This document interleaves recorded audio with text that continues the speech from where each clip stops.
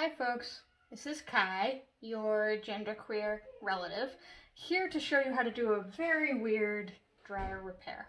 Now, to be fair, I definitely caused this problem myself. Do you see how burnt out this wire is? It's because it wasn't properly anchored. Unfortunately, getting these replacement wires is difficult. So, what I'm going to do is splice a wire together.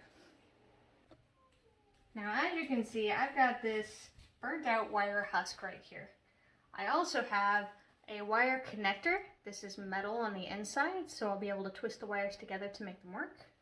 I have some electrical tape, and I have... Electrical tape? Yes, electrical tape. Electrical tape is a heat-resistant tape that you can use to protect wires by holding them together. It's non-conductive, so it won't catch on fire, and it will only melt if you do very bad things. Then I also have this very short wire, which I don't need, but has the connector I need, and which I'm going to cut short and use to connect for this wire assembly. Now, in order to give myself plenty of room, I'm going to cut this short, very close to the other connector. So you're going to ruin that wire? Well, this wire won't work for this purpose anymore, but it's not ruined. So I'm going to cut it right here. I have a set of needle nose pliers that have a wire trimmer on them. Now you can use a proper wire trimmer and that will work better for this, for stripping off the covering, but I'm not doing that, obviously. So in order to get the covering off when you don't have a proper wire trimmer, you just want to very gently kind of score the silicone that's around the wires, like so. Be careful not to cut the wires on the inside. This is why you give yourself plenty of room, because when you mess this up, you might have to trim it again. And then you kind of grip the silicone gently and tug on it, and you should get pull away where you did those scorings. If you don't, just score slightly more. We have the perfect wire connector. Yeah, set that down, please. Thank you. Uh-oh. Don't bonk into the... So, the entirety of this video is going to be me trying to score this properly. It's very thick because it's dryer. Obviously, anytime wires are going to be handling a lot of heat or anger, they tend to have thick covers, and if they don't, bad things happen. Hey, Mama. Hey, what? So when the video is done, can you and me watch it? Sure. So anyway, then you're gonna keep tugging and keep tugging, and then I will fast forward this part. This is my least favorite part, but it's important to note that this won't always work immediately. So obviously, like I said, if you have access to wire cutters, this works a little better. The kind that have different sizes of scoring on them.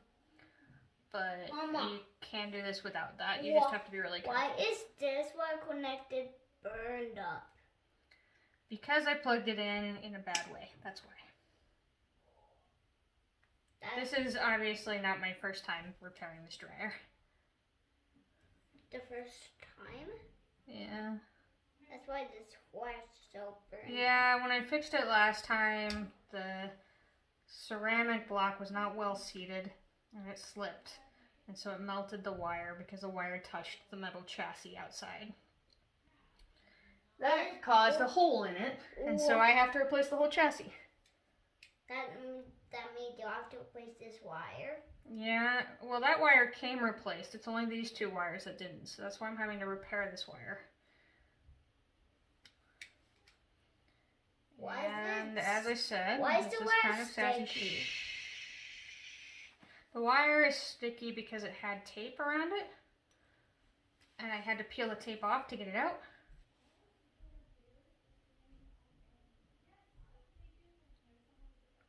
Why are you fixing the wire? Because it's broken?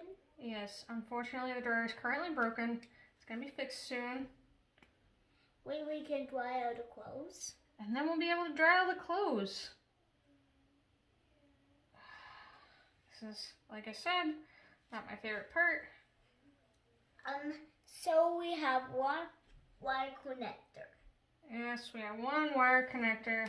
We only need one because I only burnt one of the big wires. I also burnt one of the little wires, but the little wires fortunately are being replaced with the new chassis. It's only the big wire, the big red wire inside the dryer needs replacing. What wire? This dryer, right here. No, the red wire. Yes, the red wire. That's why you have to fix all the wires. That's why you have to fix all the wires. Yeah, that is why. Or they can work. Yes. Oh, come on. Well, the washing machine that's This fine. is a very stubborn The washing machine casing. that's I fine. definitely don't want me doing this. The washing machine is fine. The washing machine is mostly fine, yes.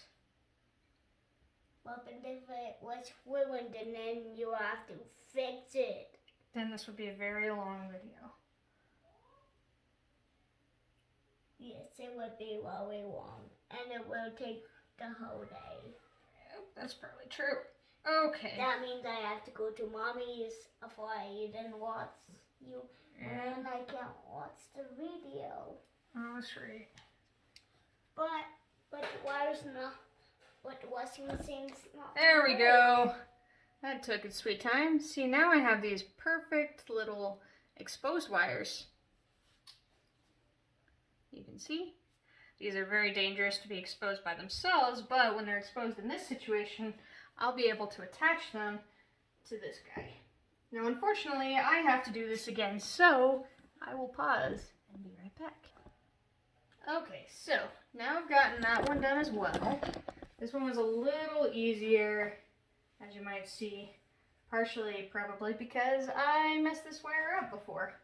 So now what we're going to do, and I'm going to try and make it easy for you to see here.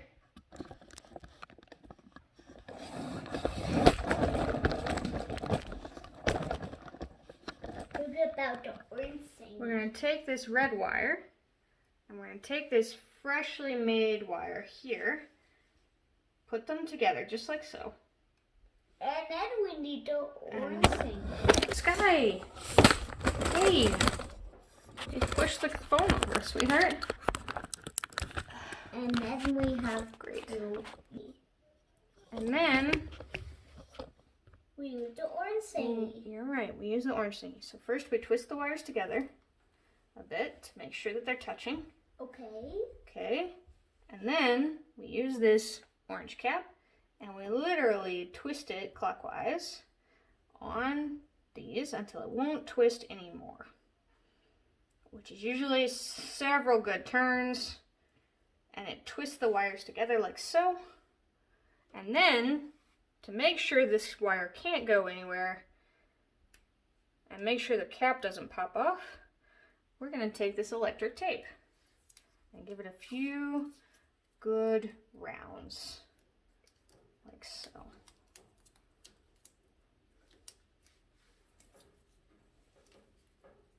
To make sure it can't go anywhere. Now, of course, this is a little complicated because my wire was black, it is the wrong color. So we're going to have to be careful when we reattach this into the chassis. So, that's it for this part. Now I'm going to go ahead and wrestle this beast into the inside of the dryer. Now the red wire is going to go right here, and that blue wire is going to go all the way over here. And then hopefully this thing will start up properly. Alright, we're back. I am putting together the rest of this dryer now. Piece of advice, never tilt a dryer. Another piece of advice, try to find a place to put your dryer, if you can, that doesn't involve having to move it out past some cat litter in order to work on it. If you can't, well, here we are. Now, the exciting part, of course, about repairing dryers is always putting all the pieces back and finding that you have a different number of screws than you expected, and pinching your fingers in the lid. That's my favorite part.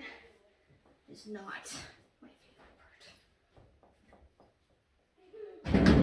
And sometimes getting it back on is difficult. And no, I don't know why. What is happening here?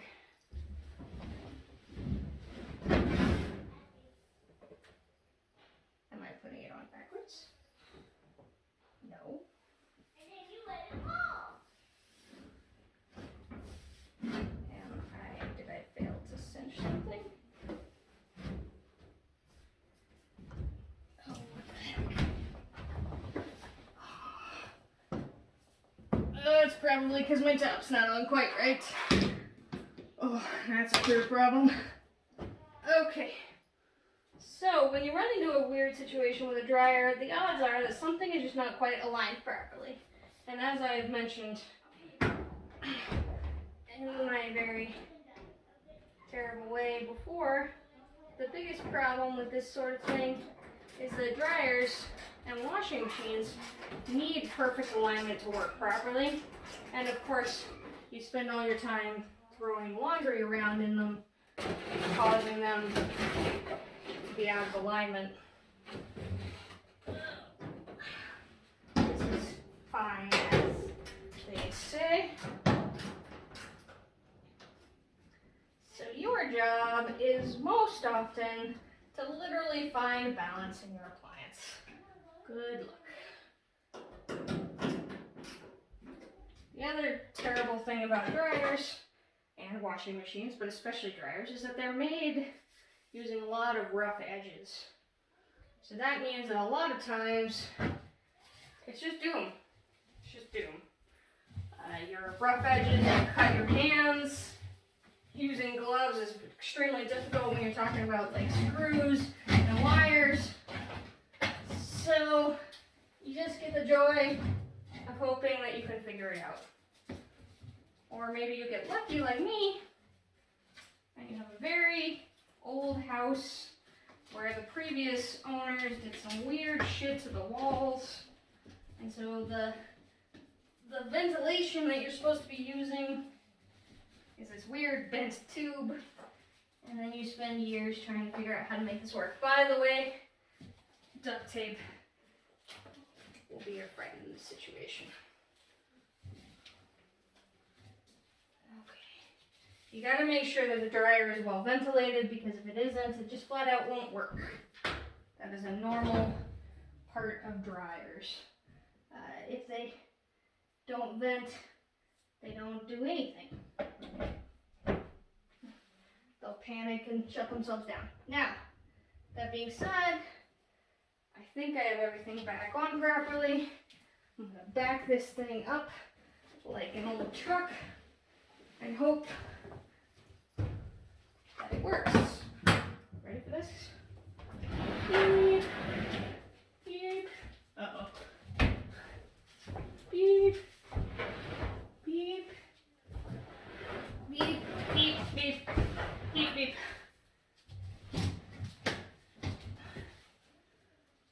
Uh-oh.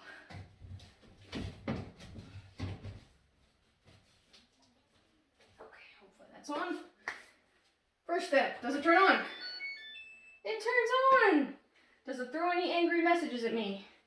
It doesn't seem to be throwing any angry messages at me. So now the next step is I'm going to take this piece of the cloth, which happens to be a pillowcase, get it wet, so that I can run a test in the dryer with something that I don't care if it catches on fire. Throw it in.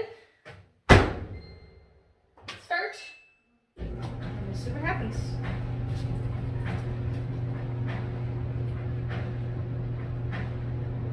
Alright, this might take a minute. Okay, we're back to check on this. And the most important part here is I can feel that there's hot air blowing, which means that all the wires are connected properly and nothing has exploded. Now we're going to let this continue to run to make sure nothing catches on fire again, or that I get a heating element error, which is an HE on this dryer. And that, of course, will indicate that everything is wrong. But it looks like we were successful. Good work.